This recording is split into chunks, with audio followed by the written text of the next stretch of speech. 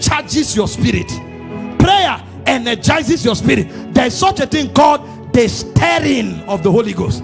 Sometimes I'm invited to preach and I know that I'm tired. I know that I need high wisdom to operate there. I read the Bible, I flip from this book, flip to that book, flip to the other book. Nothing is coming. I just lock myself and I charge my spirit. 1 hour, 2 hours, 3 hours, 4 hours. I stand up. I'm going to the meeting. I've not heard anything, but I have charged. There is voltage here now. Sometimes when you climb the altar, the moment you carry the microphone, you will now hear, we see not our signs. A whisper will come from yonder, and as you glide on that, even the utterance will come to you. You who didn't know what to say, suddenly you become like a lion. Your wings come to you and you soar beyond the most knowledgeable person there, and they will ask you, how did you know these things? I don't know it, I'm only stirred. That's the strength. That stirring is what will carry you for many days. Imagine how many, those of you who understand English language, see figures of speech, see idiomatic expression, see the things the guy was pulling. He called him Lord, he called him Shepherd, he called him Soul Restorer, he called him his protector, he called him his anointer. Well, how are you getting those inspiration? Because thy name is like the ointment poured forth. So you cannot but respond with eulogies. You cannot but respond with a response of prayer. Oh my God. No wonder the apostle said in Acts chapter 6 verse 4, we cannot do any other thing.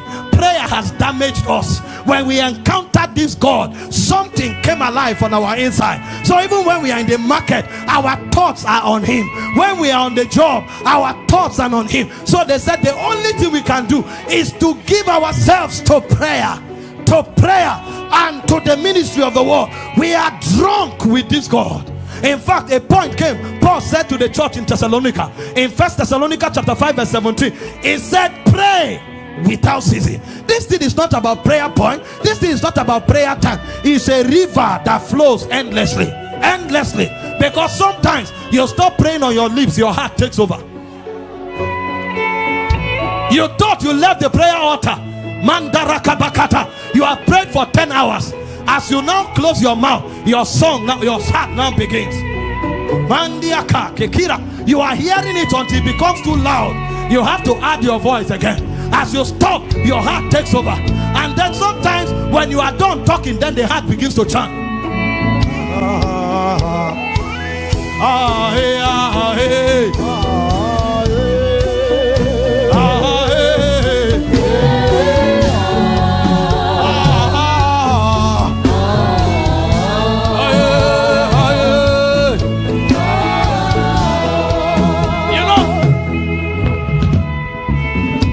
The Hebrew guys, they don't read the Psalms, they chant it because they know they are utterances of intimacy. They don't read it. A man wakes up in the morning, and as he rises from his bed, the Lord is my light and my salvation. Of whom shall I fear? The Lord is the light of my life. Of whom shall I be afraid? And he just keeps talking. And he just keeps talking. He wakes up another day. He said, him that dwelleth in the secret place of the Most High abides under the shadow of the Almighty. And he shall say of his God, is my refuge and my fortress, my God in whom will I trust. 1,000 shall fall by my side, 10,000 by my right hand. It shall not come near me. With my eyes I shall see and behold the recompense of the wicked. What are you saying? Where are you talking from?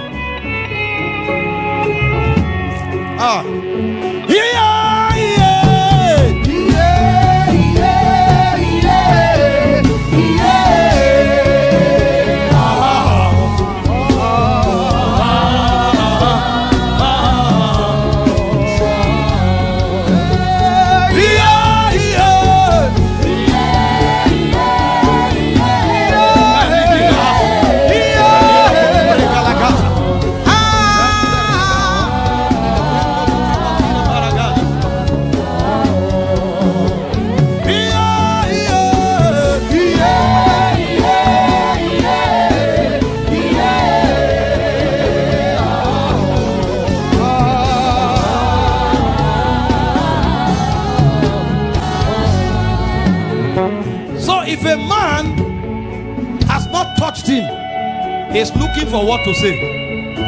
But when you touch him, himself becomes your inspiration. He flows out of you. He flows.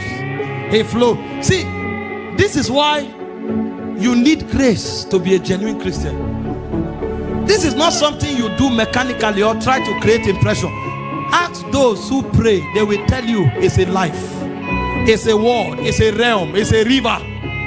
As you are praying, a point will come, the prayer will overtake you. And you are praying, but you discover you are now writing on the prayer. Because when you pray for a while, the prayer will start praying you. I wish you know these things.